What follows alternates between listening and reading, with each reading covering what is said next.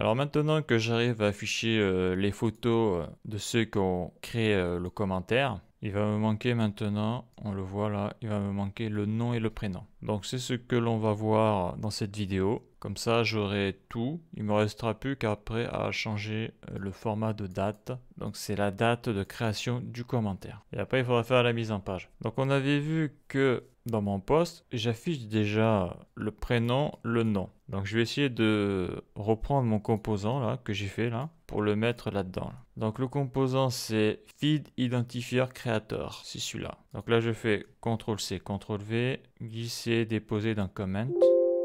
Voilà. Et je vais faire la même chose avec son CSS feed identifier creator, CTRL-C, CTRL-V. Et je le mets ici. Parce que donc je fais des copier-coller, mais après je vais les modifier. Donc là, ça va être rename. Je vais appeler ça comment. Je fais CTRL-C. Ça, le copie, je le supprime. Voilà. Et là, je fais rename. Je sélectionne. Voilà. Donc là, tant que je suis sur le CSS, là, je reviens là. CTRL-V, CTRL-V, CTRL-V. Je change les noms. Ça, c'est bon. Après, je vais ici. Donc là, le nom, ça va être CTRL-V, feed identifier creator comment, CTRL-V, et ici CTRL-V. Voilà. Donc maintenant, il va falloir que j'importe ce composant. Donc feed display comment, c'est là où tout se passe. Lui, je vais l'ouvrir à droite, open to the side. Ça, je le ferme, ça, je le cache. Voilà. Donc je descends, je descends. Donc actuellement, voilà tout ce que j'ai. Donc là, j'apporte un composant feed comment photo user. Et là, je vais importer le composant feed identifier. On voit, il apparaît, creator comment. Je ferme. Là, je mets une ligne. Donc là, bien sûr, j'ai des erreurs. Là, on voit que c'est au niveau du module CSS. Tout à fait. Car ici, j'ai oublié de faire un petit CTRL-V. C'est l'importation du fichier CSS. Et là, ça devrait être bon. Donc voilà, c'est bon, sauf que là, on n'a pas le nom, le prénom. Par contre, il a mis la date. Alors, je sais pas où il a chopé la date.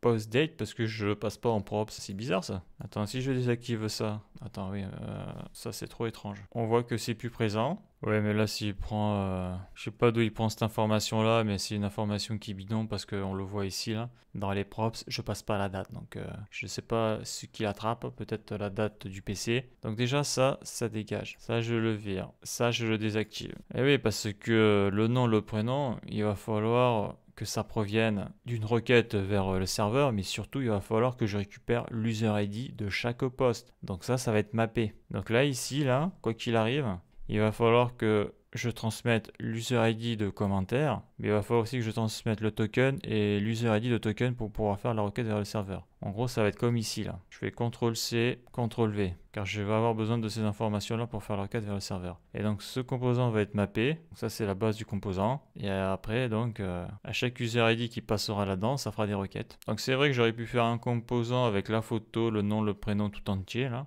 Donc, un seul composant. Mais bon, j'ai voulu réutiliser mes composants que j'ai fait précédemment. C'est sûr que c'est pas ce qu'il y a de plus optimal. Donc là, il faut que je récupère la requête qu'il y a dans feed comment photo user. Si j'appuie sur CTRL et avec la souris je clique, je tombe directement sur le composant. Ça, c'est pas mal. Donc là, qu'est-ce que je fais? Je sélectionne à partir d'ici jusqu'à ici, jusqu'au return. CTRL-C, je ferme. Je me mets ici, je descends, CTRL-V. Ok, je remonte. Donc déjà là, tant que j'y suis, je peux passer dans les props le token, CTRL-V, user ID token, CTRL-C, CTRL-V et l'user ID de comment, car c'est grâce à lui que je vais pouvoir aller chercher le nom, le prénom sur la base de données de l'utilisateur qui a créé le commentaire. Donc fiche user, ça j'y touche pas. Là on voit qu'il faut que j'importe le state. Voilà, importation automatique, je clique. Donc ça après je le change.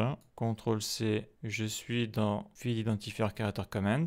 L'URL, eh bien c'est la même. J'ai pas besoin d'y toucher. Je vais récupérer la fiche utilisateur de la personne en question. Là, écoute, je vais faire CTRL-V ici, CTRL-V. On ne sait jamais si ça plante. Au moins, je sais que ça viendra de ce composant-là si ça c'est affiché. Et là, je fais CTRL-V. Donc après, au niveau du use effect, c'est bon. Il faut juste que je l'importe. Donc là, je supprime un T, je mets un T. Théoriquement, l'importation automatique, j'y ai accès. On le voit là. Ça, je le désactive. Je ne veux pas le voir pour le moment. Donc là, tout est bon. Donc après, je sélectionne fiche user. Je descends. Donc ça, c'est les keys. User prénom. User nom, donc on le voit. Non, c'est pas les keys, non, les keys sont plus longues. Non, ça c'était le nom des props. Donc là je fais CTRL-V, donc ça c'est le state, point. Et je vais chercher la clé. Donc c'est le prénom là. Fiche user prénom, CTRL-C. Je mets ici CTRL-V. Et là, je fais la même chose. CTRL-C, CTRL-V. Je vais chercher la bonne clé. Fiche, user, non. CTRL-C, CTRL-V. Donc, qu'est-ce que ça dit? Ça plante. Donc, j'ai oublié un truc.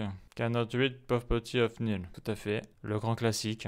Comme je vais mapper des éléments d'un tableau, ça marche pas. D'ailleurs, on l'avait vu ici, là. Si je vais ici, je fais CTRL, je clique. Voilà, il faut que je fasse ça. Donc, je vais le faire. Donc, je mets les shortcuts. CTRL-X, je le mets en bas. CTRL-V, c'est bon. Après, il faut que je crée une condition. Je sélectionne tout ça. Alt, les accolades. Voilà. Donc, ça, je sélectionne CTRL-C. Donc, si fiche user est à true, alors tu m'exécutes ce code-là. S'il est à false, tu n'exécutes rien. Maj Alt F. Ça, j'aurais plus le problème de cannot read properties ou ce genre de choses. Donc, on voit qu'il n'y a plus d'erreur. J'actualise quand même pour nettoyer tout ça. Ok.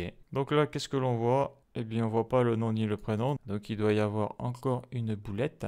Eh oui, faut pas oublier que la donnée, elle est dans un index et c'est l'index 0. Ça tient un peu de choses informatiques. Donc voilà, donc là j'ai le nom et il faut que je fasse la même chose ici, ça sera mieux. Voilà, donc là maintenant j'aurai le prénom et le nom. Donc là voilà, j'ai le prénom, j'ai le nom, c'est cool. J'ai la photo de profil, j'ai le commentaire. Donc là après, ça c'est la date du commentaire, mais il va falloir que je la modifie là. Elle est ici là. Je reviens ici. Je vais sur Feed Display Post.